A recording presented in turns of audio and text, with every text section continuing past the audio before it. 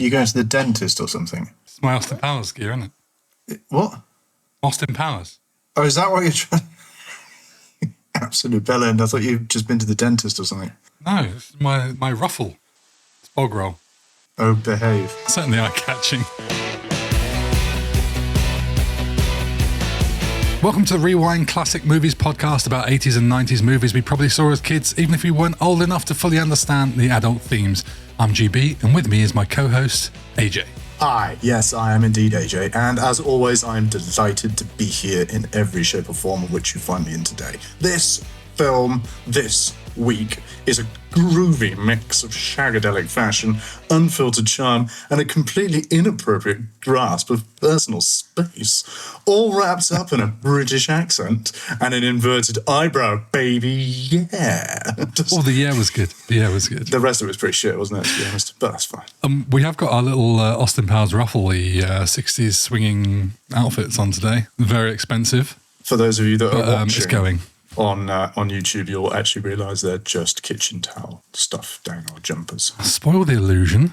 Right, released in 1997, that saw the box office dominated by movies like Titanic, Men in Black, Jurassic Park 2, Tomorrow Never Dies, The Fifth Element, and the Star Wars special editions. Mike Myers would follow up on the success of Wayne's World with a little movie called Austin Powers, International Man of Mystery. That was a massive year. Sorry to interrupt you. That was a huge year, wasn't it? When you were just reeling off all those films. Huge. That was massive. That was a lot of films. Yeah. This one, though, was directed by Jay Roach, who started his career as a cameraman on music videos for people like rapper Eazy-E of the NWA. What does the NWA stand for, AJ? Don't do it. It was his second film as a director after shooting Zoo Radio. Have you heard of that? No, probably not, because it doesn't even have a Wikipedia page, so it's not surprising it's not massive. With a budget of $16 million, it went on to make $68 million, which is not too bad, but a bit behind the $2.2 billion that Titanic has made to date. The low numbers in the UK were partly attributed to the death of Princess Diana. More on that later. Roach would go on to direct 2 sequels, as well as 2 Meet the Parents movies and Dinner for Schmucks. Austin Powers was even said to be the reason that later Bond films got darker and more serious, with Daniel Craig saying, quotes, "We had to destroy the myth because Mike Myers fucked us," adding that it was impossible to do the gags of earlier Bond films, which Austin Powers satirized. The character just became an absolute household name during that era. AJ, tell me about what this movie means to you. Obviously, there's a bit of a theme going on here. I wasn't allowed to watch it as a kid. As a kid, I mean, I think I was probably 13. I was younger than that when this first came out. When this came out in 97. So I would have been 11 years old when this first came out. So I don't think I was aware of it when it first came out in the theatres. But I remember watching it on my mate's house who had Sky. We all had that one mate who had Sky TV. We used to go around their house with the Sky remote and going through all the different channels and the film channels. I'm like, Christ, you can watch films on demand. That's nuts. And I remember after watching it, I understood a lot about what my friends and peers were talking about. And I remember memorising whole passages of the films and all the quotes and all the bits and pieces and all the funny dialogue, because we used to back and forth it all the time. It was just a thing we did. And I think an awful lot of Austin Powers' persona has rubbed off on me as a performer and in my very silly onstage persona that I do in my comedy or in my music or whatever it is. I've certainly carried that through into later life. And I think what I really relate to it as you see adults being really silly, and it reminds me a lot of stuff, like a lot of stuff of Monty Python or, I don't know, The Fast Show, you know, coming from a very sort of stiff upper lip British background, boarding school, all that kind of thing, to see adults being silly and very foolish is wonderful. So I think I really latched onto the film in that kind of way. What about you? Well, I mean, it makes sense, first of all, having seen and played with you on stages in bands. You are Austin Powers, thinking about it. You were bare-chested, you're an animal. Ooh, I know, yeah, right? Baby. That just is you. It is. I mean, this movie came out when I was about 16, and it was huge. I mean, it took over a lot of our sort of teenage lives, really, in a way. So I was quite nervous going into this about how badly it might have aged. Right. My partner had never seen it, And I vividly remember saying to her, just as we were about to press play, you have to be in the mood to watch this kind of wacky, fun movie. Like, if you are not in the mood for this movie, you're going to have a tough time. And I was awkward through a fair bit of it because it is just stupid. Yep. A lot of it.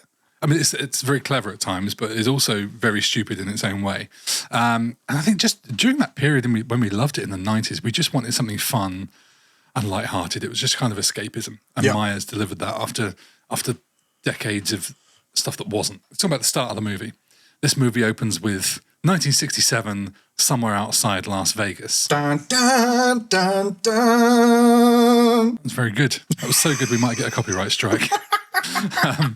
And Dr. Evil's killing his henchmen around that classic Bond villain meeting table. It's kind of like this muted, drab colour palette. And then we cut to London, England, England, importantly, and this colourful introduction of Austin Powers to the soundtrack of Soul Bossa Nova by Quincy Jones, who died recently, R.I.P. You can't not enjoy this scene. Like, the music in this scene alone could bring me out of any bad mood. It's so true.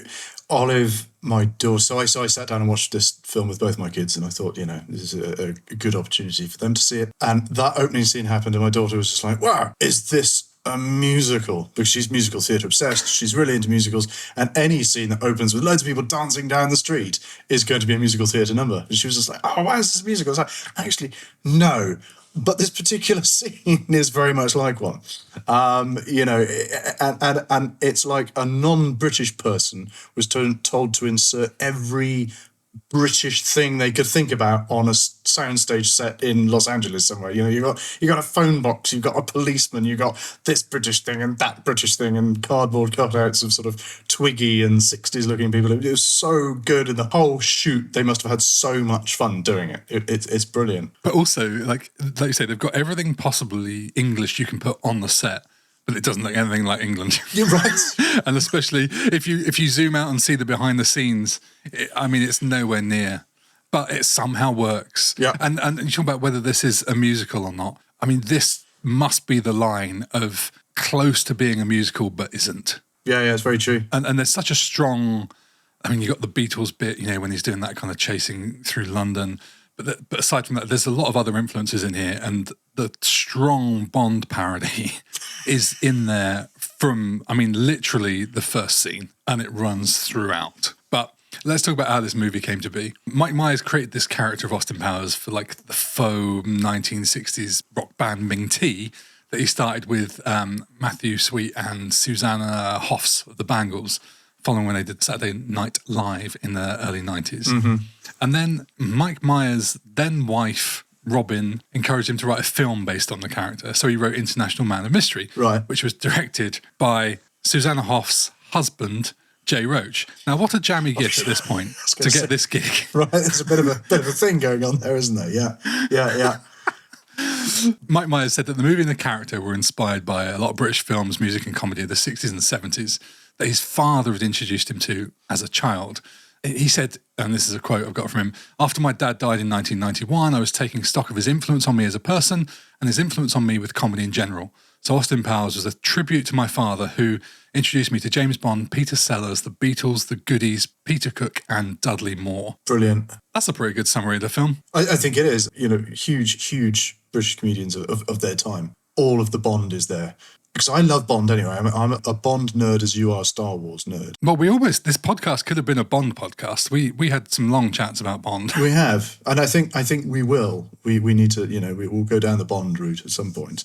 Because I'll have a lot of things to say. But all the Bond is there. And I wondered if you could watch this film having not seen any of the James Bond films, which is going to be fairly rare. That seems hard to picture. I know. Hard to get your head around. I know. But I think as a standalone comedy, it totally works. It does totally works. It's just silly. It is. It's ridiculous. But the question is it of its time? And that's probably something I think we'll talk about throughout this. Yeah. It's such a big Bond influence on this. And I love it. Absolutely. But also, aside from being a parody of Bond, Myers based the character on a character called Jason King. And he was a character from a British series called Department S, which aired in 1969 and carried on into 1970. And it's a series all about spies. And from the very little I have researched, I need to make a deep dive into this series because it looks fabulous. The main character, Jason King, has got this massive handlebar moustache, very Austin Powers crushed velvet suit. You can see where he's got the fashion from, this guy called Jason King. And incidentally, interestingly enough, Jason King had his own spin-off series as well called Jason King.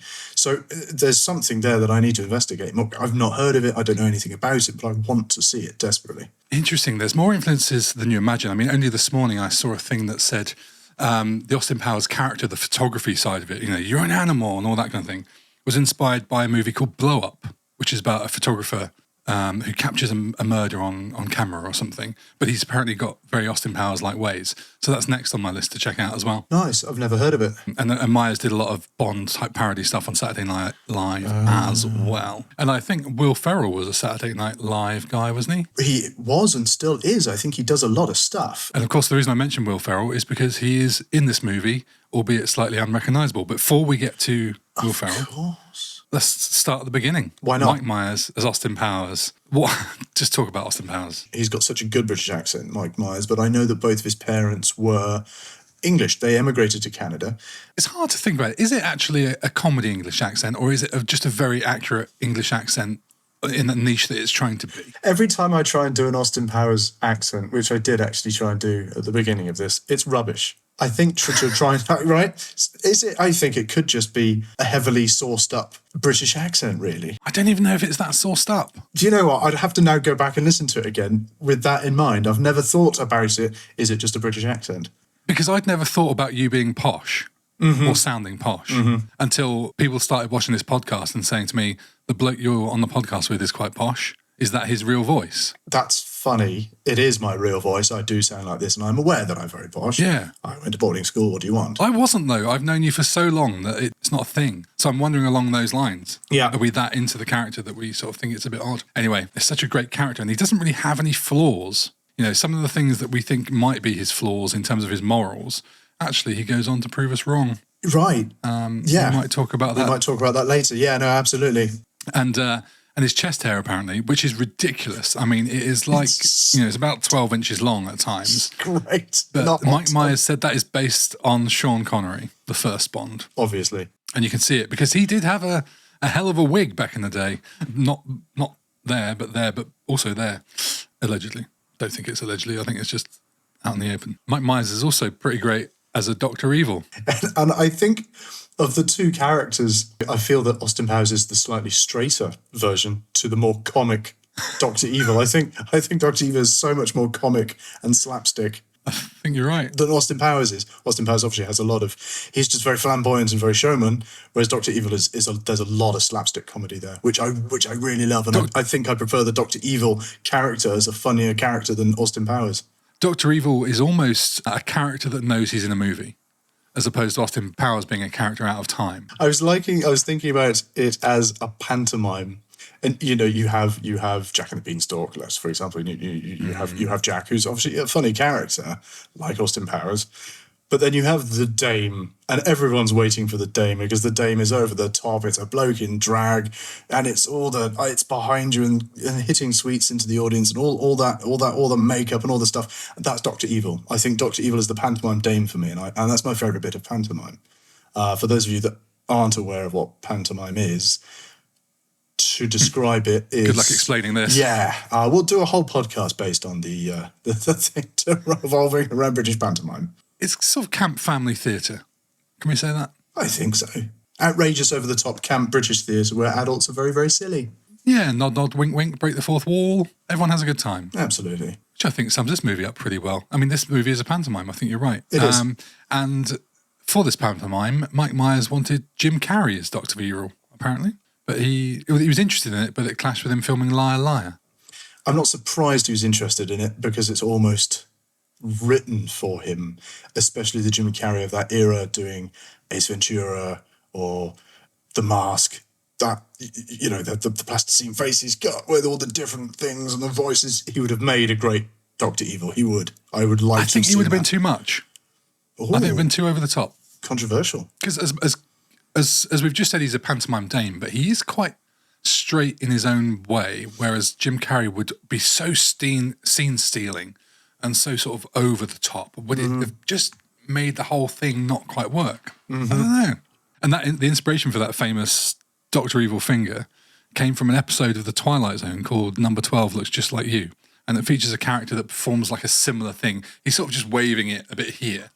But you can see where they got it from. But he's just overcooked it, which is great. I didn't know that. So I did wonder where that came from, because that's also become such a thing now. Is it you do that when you're like, oh, I've been a bit evil or something. It's such an ingrained thing now. If I was to do that to you, you know exactly what I was talking about. It's become such a thing, ingrained in our pop culture psyche, really. And then to get, an actor like Robert Wagner to come in and play the role of number 2, that is nuts. I mean, I wonder if he read the script and went, this sounds like loads of fun, or I haven't had any work in ages and this looks like a nice number I'd like to get paid, or, if he went to other people as well that went, this looks like a load of shit, please don't contact me again.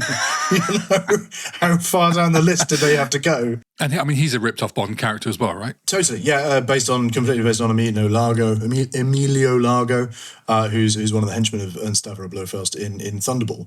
The next character I'm going to talk about has one of my favourite names in movie history, and this is Michael York as Basil Exposition. He's called Basil Exposition. Let me just explain that for you. It's brilliant.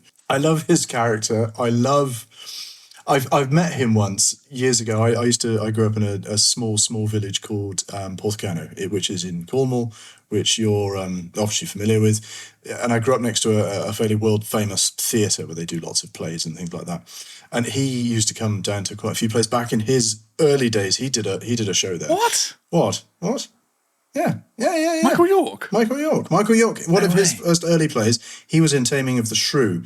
Well back when he first started his acting career, he did a show at the Minack. He used to come down to the Minack, quite often in summers, and I saw him a few times and actually met him once. I didn't know who he was at the time. And someone said, oh, that was Michael York. I was like, cool, I don't know the fuck that is, because I don't know, I was 10 or 11 or however old I was. I didn't know who this famous actor was, of course, this classically trained stage, amazing guy. But I have met him, which is quite a cool thing. Yeah. That's awesome. Yeah. And these films apparently revived the popularity of both his and Robert Wagner's career. I wouldn't be surprised. In their own words, I believe. Did they go on to do stuff after this then? I didn't go that far down in my research, I'm afraid. No, fair enough. Let's whiz through some of the others because we're going to get short of time otherwise. Will Ferrell, we're deep diving into everything. Will Ferrell as Mustafa, he's aged up. He's killed off, open quotes, almost immediately. He's back for Austin Powers, something, Spy Who Shagged Me. That's the one. Yeah. I don't know how big he was then. His makeup in this is pretty crap. It's awful, and his character isn't particularly well developed. And like I said, he's just getting killed off. Mindy Sterling as Frau Farbissner. I love this character, and my favourite thing about her is that, and they just drop it in so subtly, the founder of the militant wing of the Salvation Army. I know, it's great. I love it. It's so good. It's like I think she was sort of modelled after Rosa Klebb in From Russia with Love. She had the knife in the shoe. Is that a Bond film? It is a Bond film. From Russia with Love. From Russia with Love. Ding, ding. And she had the knife in the shoe. She's a great villain, underrated. Farbissner is sort of Yiddish for angry, bitter person, which is lovely. And Rhea Perlman was in talks to play the role, but had scheduling conflicts and said later she really regretted it. Liz Hurley, Vanessa Kensington, based on Dame Diana Rigg's Tracy Bond? I reckon, or indeed any Bond girl, that kind of English rose looking sexy girl. I never appreciated her back in the day, but she's absolutely delightful in this. She is. She plays it very straight character. There's lots of comedy that revolves around her, but she's not acting the comedy. She's just a very straight character in it, and she's ace. Now there's loads more we can talk about, but there is. According to Mike Myers, about 30 to 40% of this movie was improvised. I think the scene where Dr. Evil repeatedly shushes Scott was just improvised by Mike Myers and Seth Green. And the scene where Frau Farbissner jokes about the Lucky Charms, which I don't find that entertaining, I'll be honest. I think that's more for an American audience as well, because it's American breakfast cereal. I think we had it over here. I remember the adverts of, they were always Really? trying to steal my Lucky Charms. Just didn't find it that funny. Ah, Just a bit- okay.